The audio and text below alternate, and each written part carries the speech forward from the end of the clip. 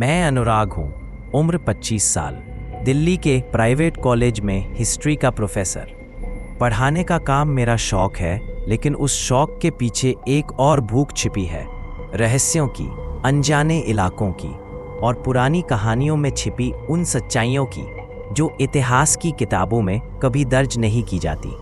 पिछले महीने की बात है, जब गर्मियों की छुट्टियों में मैंने तय किया कि इस बार हिमाचल के एक दूरस्थ गांव पल्लन जाऊंगा। एक ऐसा गांव जहां बहुत कम लोग जाते हैं। सुना था वहां एक पुरानी हवेली है, राजगढ़ कोठी, जो अब वीरान पड़ी है। लेकिन उस कोठी के बारे में एक दंतकथा मशहूर थी कि वहां कांच की बुढ़िया रहती है, एक औरत जो न कभी बूढ़ी होती है न मरती है, लेकिन हर उस पुरुष को निगल जाती है जो उसके हुस्न से मोहित हो जाए।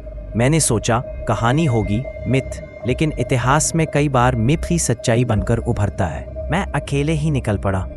बस से उतरने के बाद 4 किलोमीटर पैदल चलकर जब गांव पहुंचा तो शाम हो चुकी थी। बारिश हल्की होने लगी थी और अंधेरा धीरे धीरे पहाड़ों पर उतर रहा था। गांव बहुत छोटा था, मुश्किल से 15 से 20 झोपड़ियां। किसी को मेरा आना पसंद नहीं आया, लेकिन मैंने झूठ बोला कि मैं एक सर्वे के लिए आया हूं। एक बुजुर्ग से मैंने पूछा, राजगढ़ कोठी किधर है?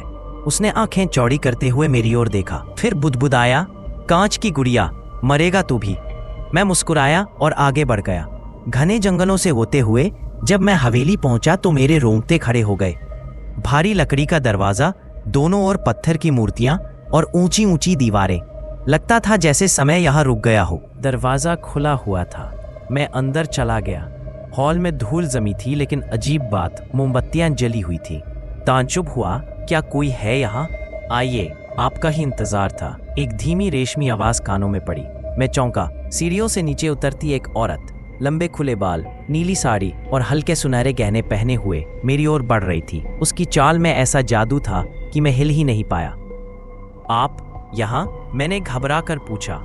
तुमने ही तो बुलाया है मुझे, इतिहास के नाम पर। अब इतिहास से मुलाकात तो करनी ही होगी ना? वो करीब आई। उसकी आंखें कांच जैसी चमक रही थीं, नीली और पारदर्शी। वो मुस्कुराई और उस मुस्कान में वो सब था जो किसी भी पुरुष को बर्बाद करने के लिए काफी होता है। आमंत्रण, रहस्य, प्यास। आज रात ठहर जाइए, उसने कहा। मैंने विरोध नहीं किया। रात जैसे जैसे गहराई, वो और करीब आती गई। क्या नाम है आपका? मैंने पूछा। मुझे लोग कई नामों से बुलाते हैं, पर तुम मुझे गुड़िया कह सकते हो। वो हंसी। रात हम दोनों के बीच खामोशी की भाषा में बीती। उसका शरीर बर्फ जैसा ठंडा था, लेकिन उसमें आग जैसी खिंचाव था। वो मुझे अपनी बाहों में ले गई और जैसे मेरी रूह खींच रही हो। मैं बेहोश हो गया। जब सुबह उठा तो अपने शरीर में अजीब सा भारीपन महसूस हुआ। आईने में देखा, मेरी दाढ़ी पक गई थी, आंखों के नीचे झुर्रियां थीं। मैं चौंका। क्या हो रहा है?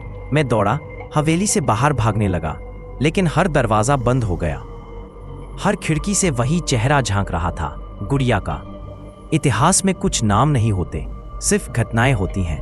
अब तुम भी एक घटना बन चुके हो, अनुराग। मेरा शरीर कांपने लगा, जमीन पर गिर पड़ा और तभी मेरी आंखों के सामने वो दृश्य आया। गुड़िया किसी और को ले जा रही थी, एक नया शिकार। उसकी आंखों में वही नीला कांच चमक रहा था। मैं अब इस हवेली का हिस्सा हूं। मेरे हाथ कांपते हैं, मेरी आवाज धीमी हो गई है। मैं अब रोज मोमबत्तियां जलाता हूं, इंतजार करता हूं अगली आत्मा का।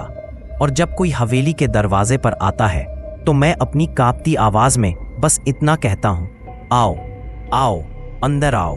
बस। नहीं, नींद नहीं आ रही। चलो हवेली की सबसे पुरानी जगह दिखाती हूं। मैं उसके साथ नीचे तहखाने की ओर गया। वहां सैकड़ों शीशे के पुतले थे और हर पुतले का चेहरा अजीब तौर पर परिचित लगा। ये क्या है? मैंने पूछा। वो मुस्कुराई। यादें हैं जो यहाँ रुक गई। उसने एक पुतले को छुआ और वो पुतला एक सेकंड के लिए कांप गया। तुम भी एक दिन यही रह जाओगे। अगली सुबह जब उठा, आईने में देखा, मेरी दाढ़ी सफेद हो रही थी, आंखों के नीचे काले घेरे थे। लेकिन सिर्फ एक रात में ऐसा कैसे? मैं पागल होने लगा। हर दिन एक सपना आता, मैं गिर रहा हूं, लेकिन कोई हाथ पकड़ रहा है, ठंडा कांच जैसा। और हर सुबह मेरी उम्र कुछ साल और बढ़ चुकी होती। मैंने एक दिन उसका पीछा किया। वो रात के अंधेरे में एक दरवाजे से नीचे गई। वहां एक कांच की तिजोरी में एक लड़के की लाश थी, वही चेहरा जो मुझे पहले एक पुतले में दिखा था। ये क्या है? मैंने चीख कर पूछा। वो बोली, वो पहला था जिसने मुझे प्यार किया, लेकिन वो छोड़कर जाना चाहता था। मैं उसे हमेशा के लिए रख लिया। तुमने उसे मार दिया? नहीं, मैंने उसे रोक लिया। अब मुझे समझ आया, कांच की गुड़िया सिर्फ नाम नहीं था, वो खुद कांच बन चुकी थी, समय के बाहर। लेकिन हर 100 साल में उसे जवानी चाहिए, एक पुरुष की आत्मा, उसका जीवन, ताकि वो फिर 100 साल जी सके। और मैं अगला था।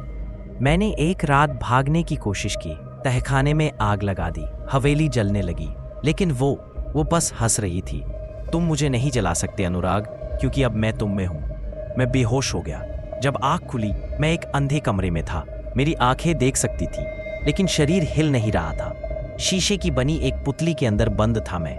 अब हर रात जब कोई नया मुसाफिर आता है, मैं उसकी आंखों में देखता हूं और अपनी कहानी दोहराता हूं। आओ, अंदर आओ, क्योंकि अब मेरी जगह कोई और लेगा। और गुड़िया, वो आज भी उसी नीली साड़ी में, उसी मोहक हंसी के साथ किसी नया अनुराग को बुला रही है।